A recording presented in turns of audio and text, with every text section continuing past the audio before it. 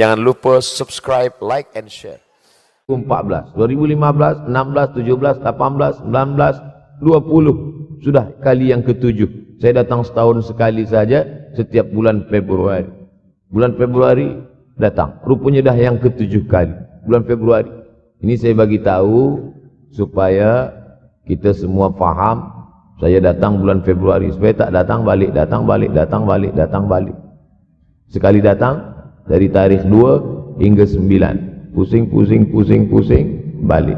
Rupanya sudah kali ke-7, ke-8 kali datang menyampaikan tazkirah. Tak terasa. Dulu saya datang kemari belajar di UKM tahun 2003. Sekarang sudah 2020, 17 tahun. Tak terasa. Yataqarabuz zaman. Tanda-tanda kiamat, fitnah akhir zaman sudah dekat adalah yataqarabuz zaman, kata Nabi SAW. Waktu tak terasa.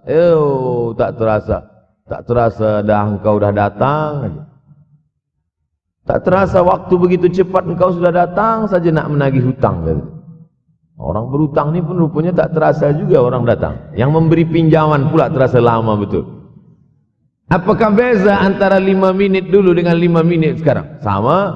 Apakah beza antara 24 hours, 24 jam dulu dengan 24 jam zaman Nabi dengan 24 jam zaman sekarang? Sama. Tak ada beza. Mataharinya sama, bulannya sama, buminya sama. Yang berkeliling mengelilingi matahari sama. Apa yang membuat berbeza? Apa yang membuat zaman itu yataqarabuz zaman? Ada hal-hal yang membuat kita sibuk. Dulu tak ada google.com, dulu tak ada Facebook, dulu tak ada Twitter, dulu tak ada BBM, dulu tak ada Instagram. Sekarang waktu habis. Bila kita tanya orang mana yang lebih lama, 5 minit atau 50 minit, semuanya sepakat mengatakan 50 minit lama, 5 minit kejap. Saya tanya 2 kali, pelajar-pelajar, penuntut-penuntut, mana yang lebih lama, 5 minit atau 50 minit? Semuanya berkata 50 minit lebih lama daripada 5 minit. Lepas tu saya balik, mana yang lebih lama? 5 minit menunggu azan maghrib bulan puasa, 50 minit status FB, Instagram. Oh, lebih lama 5 minit menunggu azan maghrib. 5 minit menunggu azan maghrib bulan puasa macam-macam mati jam. 50 minit hilang waktu tak terasa. Itu menunjukkan hadis Nabi itu, semakin saya baca hadis Nabi makin kuat keyakinan saya, makin kuat iman saya, makin hilang keraguan saya bahwa yang berbicara ini bukan manusia biasa, tapi dia dapat wahyu dari Allah. Wa ma yantiqu anil hawa in huwa illa wahyun yuha, melainkan wahyu dari Allah Subhanahu wa taala. Yataqarabuz zaman, masa begitu cepat berlalu tak terasa. Sebulan seperti sepekan, sepekan seperti sehari, sehari seperti sesaat. Akhirnya kita pun kehilangan waktu, habis. Saya Ustaz Abdul Samad, memang zaman ini tak terasa cepat betul. Rasa-rasa kejap, dah bulan Ramadan. Tak terasa baru saja Idul Fitri, dah masuk pula lagi. Masya Allah, begitu cepatnya masa berlalu. Maka jangan sampai semakin saya baca hadis ini, semakin kuat keyakinan saya bahwa Nabi Muhammad SAW mendapat wahyu dari Allah Subhanahu wa taala. Semakin kuat keyakinan dan keimanan. Kenapa? Seandainya Nabi berkata zaman nanti di akhir zaman itu semakin cepat, semakin dekat, semakin berlalu tak terasa, tapi kemudian zaman yang kita lalui tak sama seperti yang dikatakan Nabi. Mungkin datang juga keraguan dalam hati, betulkah ini? Tapi ternyata 1441 tahun lampau, 1440 tahun yang lalu Nabi mengatakan, dan hari ini terbukti zaman begitu cepat berlalu. Masya Allah, tabarakallah. Hari inilah ditemukan internet, hari ini datang television, hari ini datang WhatsApp, hari ini datang yang melalaikan kita daripada Allah Subhanahu wa taala. Sehingga waktu datang sembang-sembang, cerita-cerita, tengok ini, update ini, tulis ini, tengok ini, pandang ini, habis waktu berlalu. Padahal waktu inilah yang akan ditanya oleh Allah Subhanahu wa taala. 6 kali Allah bersumpah demi waktu. Terbit fajar, wal fajri wa layalin ashr, masuk waktu subuh, was subhi idza tanaffas, masuk waktu duha, wad duha wal laili idza saja, masuk waktu siang. Wan nahari idza tajalla, masuk waktu asar. Wal asri innal insana lafi khusr, masuk waktu malam. Dua kali Allah bersumpah demi waktu malam. Wal laili idza saja, wal laili idza yaghsha. Kenapa hadis ini yang Ustaz bahaskan? Kami nak mendengar hadis tentang Dajjal dah lahir atau belum? Dajjal dah hadir. Mana bukti Dajjal dah hadir? Kurma bisan tidak lagi berbuah. Bila kurma bisan tidak berbuah, Dajjal dah nak datang. Kurma bisan sekarang sudah berkurang, tak berbuah. Lalu kemudian apa lagi? Ain Zuhar, mata air dari Ain Zuhar sudah kering. Sudah kering. Oleh sebab itu, tapi manakala dulu datang Habib Umar bin Hafiz, saya hadir majelis itu, adalah seorang bertanya, Habib, ya, Imam Mahdi dah lahir atau belum? Saya tengok, Habib menjawab, sepertinya dia macam tak suka pertanyaan. Kata dia, kita tak perlu mencari-cari dia dah lahir atau belum, kampung dia di mana, dia lahir di hospital mana, dia tak perlu. Yang perlu kita siapkan adalah iman dan takwa pengetahuan kita, supaya kita jangan sampai terkecoh, supaya kita boleh membezakan mana hak, mana batil, mana betul, mana salah, mana lurus, mana bengkok, mana hitam, mana putih. Sehingga dengan istiqomahnya kita beribadah ini, kita boleh membezakan mana Al-Masih yang original, yang asli, mana Al-Masih Ad-Dajjal. Makanya tadi sebelum salam kita berkata, Allahumma inni a'udzubika min azabi jahannam, wa min azabil qabri, wa min fitnatil mahya wal mamat, wa min syarri fitnatil masihid Dajjal. Membaca, menghafaz 10 ayat di awal surah Al-Kahfi.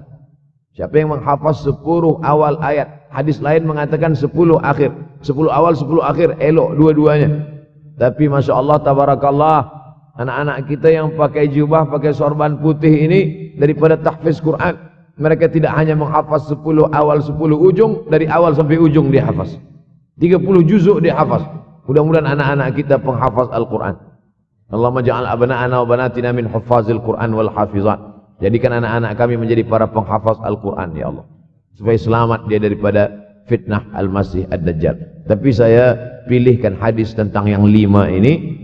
Dengan 5 ini kalau kita amalkan, insya Allah Allah akan selamatkan kita dari fitnah akhir zaman ini. Yang pertama, manfaatkan waktu, kerana waktu di akhir zaman ini yataqarabuz zaman, kerana waktu semakin dekat tak terasa, hilang, berlalu. Maka isilah waktu ini dengan ibadah. Jangan sampai ada waktu yang kosong. Duduk sejenak kosong berselawat, Allahumma salli ala sayyidina Muhammad wa ala ali sayyidina Muhammad, Allahumma salli ala sayyidina Muhammad wa ala ali sayyidina Muhammad. Sempat-sempatkan ambil wuduk, solat duha walau 2 rakaat.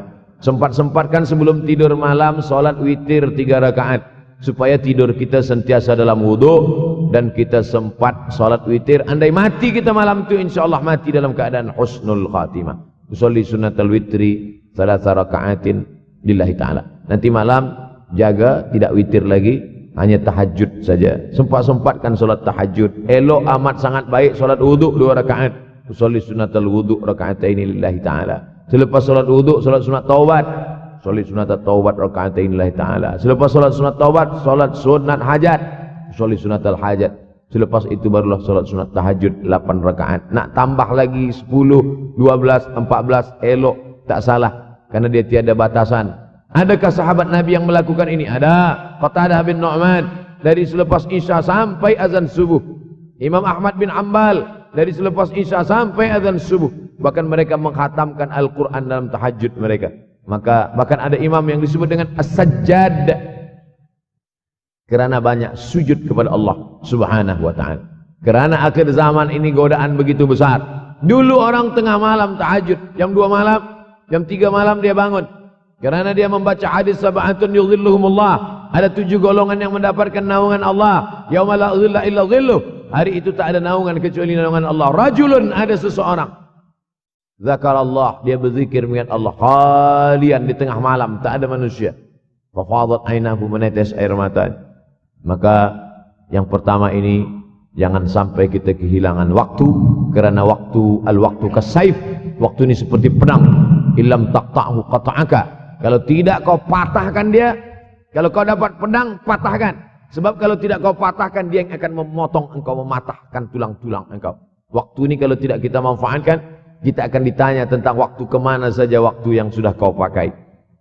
Inna sam'a, pendengaran, wal basar, penglihatan, wal fuad, hati, kullu ulaika kana anhu mas'ula. Semua akan disoal, semua akan diminta tanggung jawab di hadapan Allah. Kemana waktu yang sudah aku bagi dulu engkau pakai?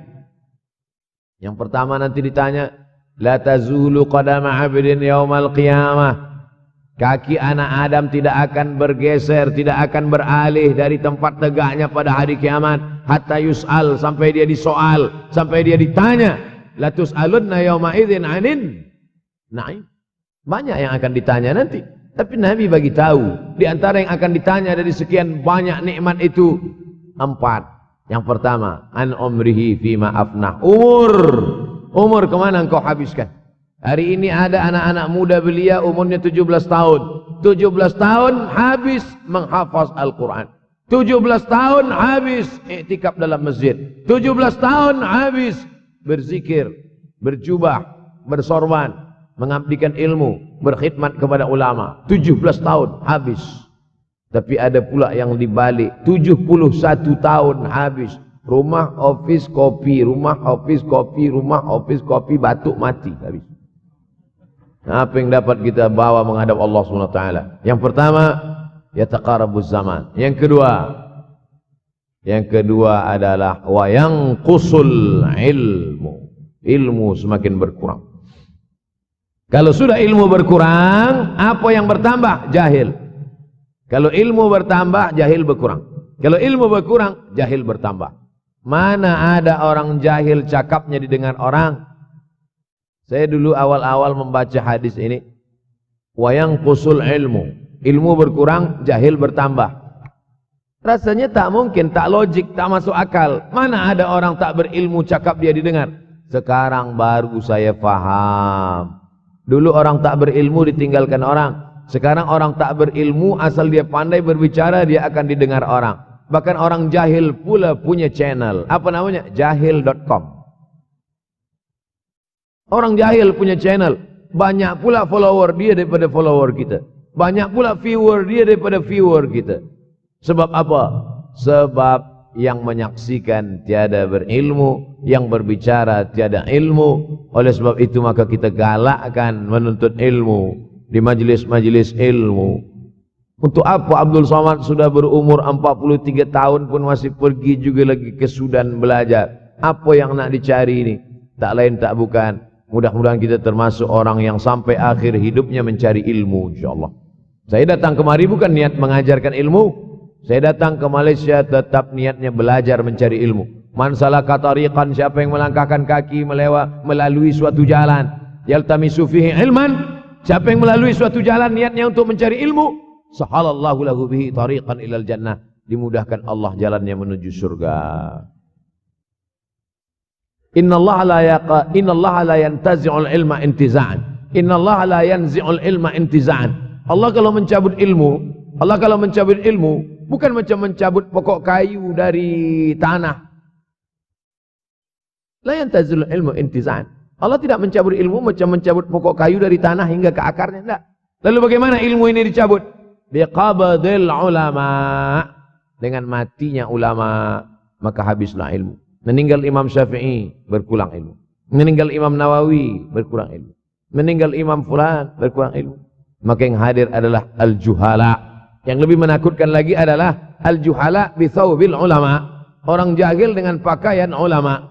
Abdul Somad tidak mengatakan dirinya ulama. Saya selalunya membacakan ayat Quran, membacakan hadis Nabi, menyampaikan fatwa ulama. Tak pernah saya berceramah, bertausiah. Menurut saya, siapa saya? Siapa kita? Syafi'i manusia, saya manusia. Syafi'i boleh berfatwa, saya juga boleh berfatwa. Imam Syafi'i berfatwa, Al-Quran 30 juzuk dalam kepala dia. Kita juzuk 30 pun kadang-kadang hilang. Imam Syafi'i balik dari masjid ke rumah, dia tutup telinga.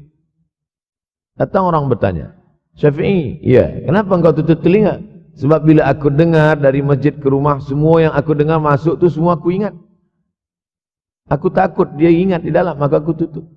Kita Yang saya sampaikan tadi pun tak ingat. Oh, Ustaz mengejek kami. Enggak. Jangankan yang mendengarkan, yang bercakap pun tak ingat. Nasib baik datang orang Jepun mengingatkan kita. Nah, ini nama dia Sony. Manusia ini lupa. Oleh sebab itu maka yang kedua akhir zaman, wa yanqusul ilmu makin kurang. Maka bersyukur anak-anak yang dimasukkan ke rumah tahfiz. Kalau ada rumah tahfiz di kampung biasa, kalau ada rumah tahfiz di desa, dusun biasa, tapi ada tahfiz di tengah kota besar Kuala Lumpur, masih ada lagi rumah tahfiz Quran. Siapa yang mewakafkan rumah tahfiz? Siapa yang memberikan beras? Siapa yang memberikan duit? Siapa yang memberikan belanja? Siapa yang mengirimkan ustaz? Masya Allah, tabarakallah. Maka ini semua mudah-mudahan kita istiqamah semuanya insyaallah. Supaya apa? Supaya lahirlah anak-anak kita yang alim, berilmu. Karena ini makin banyak orang jahil. Al-tau bi ghairi ilmin, memberikan tazkirah, fatwa tanpa ilmu. Dhalla wa adalla, dhallu wa adallu, sesat, menyesatkan. Kalau setakat sesat saja, ini sudahlah sesat, menyesatkan. Na'udzubillah. Masuk yang ketiga. Yang ketiga adalah wa yanqusul ilmu, setelah habisnya ilmu-ilmu ini semua dicabut oleh Allah Subhanahu wa taala, lalu kemudian setelah ilmu dicabut Allah Subhanahu wa taala, wa yulqas syuh. Wa may yuqashuha, sin dengan hak kecil. Wa may yuqashuha nafsihi fa ulaika humul muflihun. Siapa yang selamat daripada sifat syuh, itulah orang yang beruntung. Hayya 'alal falah, mari kita menuju keberuntungan, kemenangan. Siapa orang yang menang? Selamat daripada sifat syuh. Ada orang menerjemahkan syuh ini pelit, bakhil. Bakhil ada yang lebih parah daripada bakhil. Syuh. Bakhil ini, bakhil tidak ingin memberikan uangnya untuk orang lain. Itu bakhil. Dia ada uang 10 ringgit. Uang itu hanya dia makan saja. Dia tak mau walaupun setengah sen kepada orang lain. Itu namanya bakhil. Kalau syuh ini, duit dia simpan, duit orang pula dia makan. Nah, itu syuh. Jadi lebih parah lagi. Oleh sebab itu kalau sudah ilmu ini dicabut, orang menjadi jahil, maka datang penyakit syuh yang ketiga. Apa itu syuh? Hubbud dunya, hubbul mal, wa tuhibbul mala hubban jamma. Engkau sayang kepada harta, amat sangat sayang. Dia pegang semuanya sampai tak meleleh, tak menetes walaupun satu tetes. Akhirnya mereka inilah pendusta-pendusta agama. Ara'aital ladzi yukadzibu biddin. Tahukah kamu siapa itu yang mendustakan agama? Fadzalikal ladzi yad'ul yatim. Mereka itulah yang membiarkan anak yatim. Wala yahuddu ala ta'amil miskin. Dia tidak mempedulikan makanan orang miskin. Sebab apa? Bukan sebab tak ada harta, sebab syuh. Kenapa syuh? Sebab tak ada ilmu. Tak ada ilmu tentang akhirat. Dia pegang, dia simpan, mati, habis. Yang dia bawa hanyalah 1, 2, 3 helai kain kafan saja. Itulah mengapa Sultan Turki, Sultan Muhammad Al-Fatih, Sultan Abdul Hamid, coba tengok gambar Sultan Muhammad Al-Fatih, Sultan Abdul Hamid Turki dulu. Sorban dia besar-besar. Saya dulu terkejut, lama saya tengok, kenapa sorban orang Turki ini besar-besar? Lama-lama saya baca, rupanya sorban orang Turki itu kain kafan. Tuan-tuan, balik dari sini, beli kain kafan 2 meter, ikatkan kepala, bawa sembahyang, supaya ingat mati. Bolehkah menyiapkan kain kafan? Baca kitab Tambihul Mughtarrin, peringatan bagi orang-orang yang tertipu. Di situ ditunjukkan banyak ulama, bahkan mereka menggali tanah di dalam rumahnya. Malam-malam dia tahajud, selepas tahajud dia duduk di dalam tanah itu supaya terasa bagaimana rasanya mati. Gali tanah 2 meter, masuk ke dalam. Tapi kalau nak buat itu kita saja dengan Allah. Jangan pula, banyak juga orang sekarang udah gali tanah masuk ke dalam, streaming pula. Hai guys, nak rasakan mata, mana boleh terasa. Kita saja masuk ke dalam. Rasakan macam mana rasa. Sebab kalau cakap saja, marilah kita ingat mati, takutlah kita pada mati. Kita tak tahu bagaimana rasa mati. Kalau nak merasakan bagaimana rasa mati, nanti kalau ada orang mati meninggal dunia, masuk kita ke dalam. Kita sambut jenazah, kita letakkan, kita duduk, rasakan.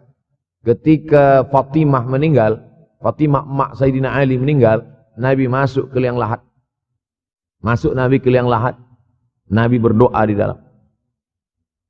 Ketika Utsman bin Maz'un meninggal, Nabi masuk ke dalam. Nabi pegang jenazah Utsman bin Maz'un. Meleleh air mata Nabi turun ke misai, turun ke janggutnya, turun menetes sampai ke bawah. Merasakan bagaimana rasanya di dalam. Dulu saya pernah berjumpa dengan seorang pemuda, telinga dia pakai anting subang. Lalu kemudian saya tengok banyak tato dia. Saya tanya, macam mana cerita awak bertaubat dulu? Mak saya meninggal, Ustaz Abdul Somad. Lepas tu saya tegak di tepi kubur. Macam ada yang menolak saya dari belakang, masuk saya ke dalam. Masa masuk itulah terasa sejuk di kaki. Datang rasa takut saya. Makanya kalau ada orang yang sudah kita bagi tazkirah, bagi nasihat tak juga, nanti ada orang meninggal, bawa dia agak dekat, senggolkan sikit, jatuh. Gitu caranya supaya kita terasa mati ini. Supaya apa? Hilangkan penyakit syuh, cinta harta, takut mati, dan membuat kita menjadi bakhil, pelit. Jangan lupa subscribe, like, and share.